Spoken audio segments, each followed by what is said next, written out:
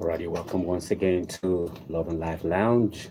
And it's the only true blonde crazy love doctor right here.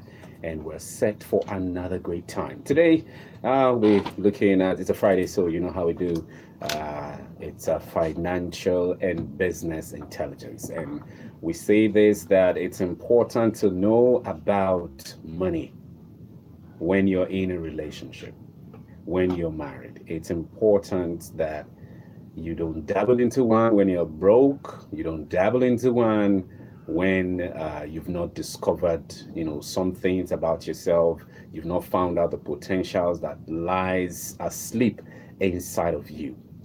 Okay, so we talked the last time we're together that we're going to be looking. We looked at developing investment mindsets, right? And you might just be wondering, how come why on a love show, how come they're talking about money? Well, just in case you don't know, there are three things that bind a marriage together, that makes marriage sweet. Three things.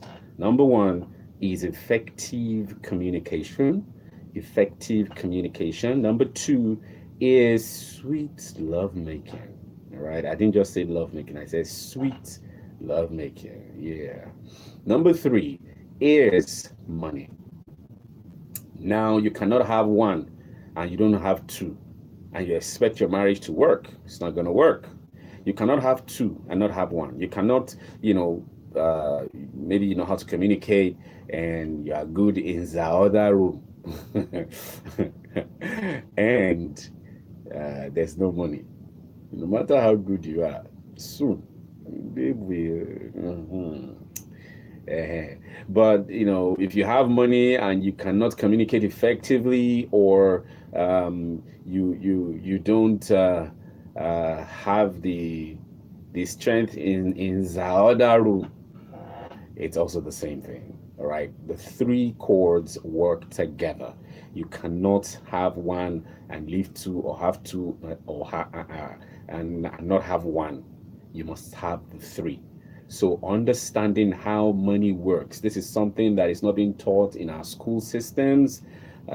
Business intelligence, financial intelligence is not being taught anywhere. Our school system churns out job seekers. Oh yeah, job seekers. Everybody is looking for a job. Everybody is looking for a 9 to 5. Most importantly, the one that they wear shirt and tie and jackets. It doesn't matter if it is 20K. All right. So that's not the mindset you ought to have. If things are going to change for you, you need to, even while you are working that 9 to 5, you must understand how to diversify.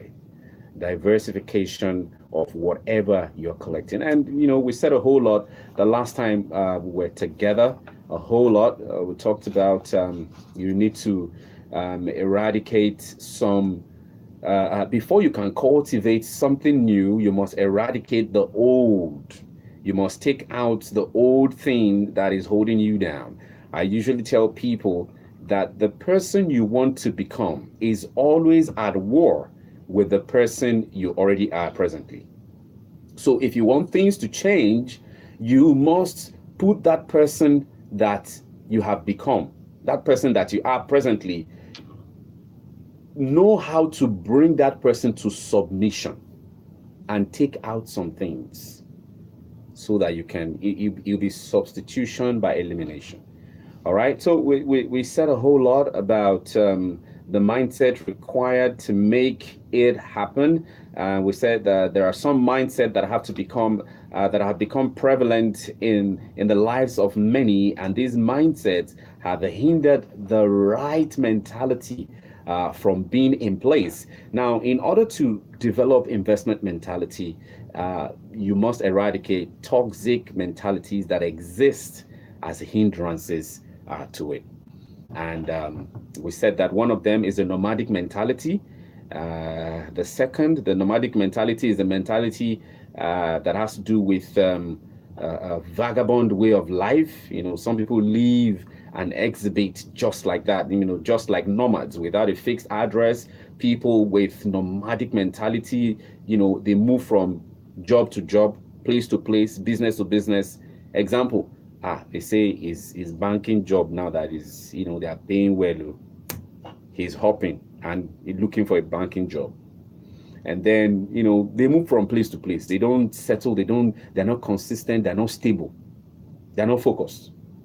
If it's a businessman, yeah, I want to sell within the move market. They are always wanting to do what is moving markets. That is a vagabond mentality. All right. So you need to do away with it. The second one is the consumer mentality. Now, the consumer mentality to always consume without producing is a great error, because many people spend all their lives consuming everything they get without any provision for savings and investments. They consume anything that comes. If it's from where I'm from, worry, say I work here and die. They feed you, go sell. The shop. Some people, they go, if you hear that, no, I want to go and do my masters. If you ask them, why do you want to do your masters? Why do you want to go and do masters? Yeah, so that I can get a promotion.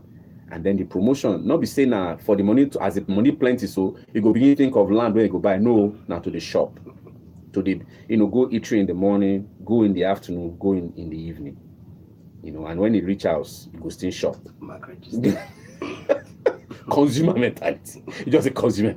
Number 3 is the victim or entitlement mentality. Now, young people of Nigeria, that is one of their problems.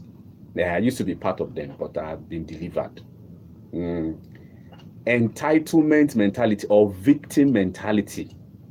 Now, that mindset of always feeling victimized, marginalized, always feeling that someone owes you something. Someone owes you something, so you're always looking forward to they must give you.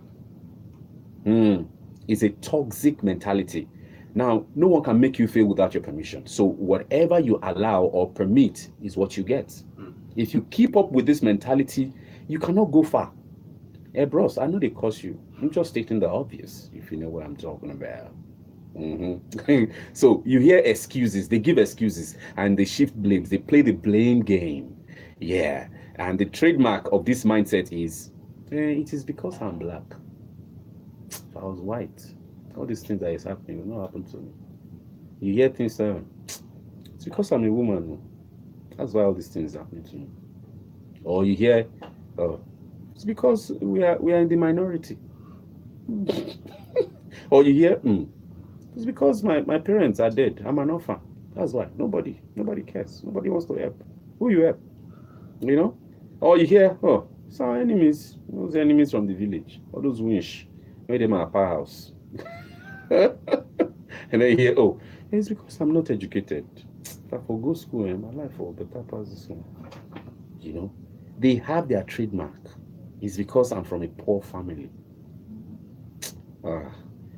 May you be delivered. Now, the truth is, amazingly, for every excuse you give, there are 1,001 people with worse circumstances that have made it. A victim mentality keeps you in the same spot until you eradicate it. Number 4 is civil service, or better still, salary mentality. Civil service or salary mentality is a toxic mentality. Seriously. Now, many stay in poverty zone because they live all their lives expecting their boss, their employer, the government, or their salary to make them rich and wealthy. Wake up. You sleep. Wake up. Your boss is not your source, but just a resource. Your job is not your source, but just a resource. Your employer is not your source, but just a resource. Your salary is not your source, but just a resource. The government is not your source, but just a resource. It is not your employer's responsibility to make you rich. The responsibility is yours. It is not even the government's responsibility to make you rich. The government is to create an enabling environment for you, while your employer is to pay you a salary, which now becomes your seed for investment and wealth creation. It is not how much you earn that matters, but what you do with what you make or earn. If you do the right thing with it, you can change your story. Absolutely. You must move from salary mentality to income mentality, because when you allow this shift in your mindset, you suddenly grasp the difference between being a salary earner and being an income earner. So let me say a few things about salary. Salary, it is fixed. It is determined by someone else other than you. It does not increase except someone else decides. It will only come when you labor for it. No work, no pay. You don't hear him, Abi? It is never a true reflection of your worth, value, or result, but a limitation on your true potential. It stops when you stop working. In case you don't know, we're talking about salary. It stops when you stop working. It can be delayed, withheld, deducted, or even stopped by someone else. Salary. The list is endless. You can go on and on and on and on. Okay? But the truth is, don't allow salary to be your resource. I mean, yeah, don't allow it. Don't allow it. So today, we will continue, but let's look at income as against salary. Income, it is not fixed but varies per time. You can determine your income level. It increases exponentially without people's limitation. It comes whether you labor or the system operates itself. With salary, it is no work, no pay, but with income, it is money working for you. It reflects your true worth, value, and ability. It is free from the manipulation and oppression of man. System. Someone said system is, if you write it vertically, is an acrostic. It says saving yourself time, energy, and money. Saving yourself time, energy, and money. That's a system. If you create that system, definitely something would always come to you with the system that you have created. And it's not salary, it's income. And it's so sweet. Number 5 is prosperity or materialism mentality. That's a final mentality that has to be dealt with. And what do I mean?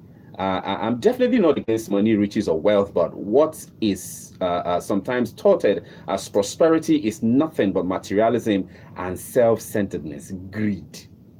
If your only reason for wanting to be rich and wealthy is so that you can acquire material possession and get comfort for yourself and family alone, then your mindset is wrong. So there's something wrong with you.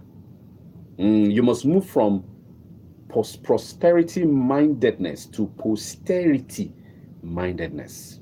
Your desire should be to make money so you can make impact, and you should be more concerned about using your wealth to affect your generation positively and also leave a legacy behind for future generations. It is not all about you and amassing wealth. It's all about being empowered to empower others.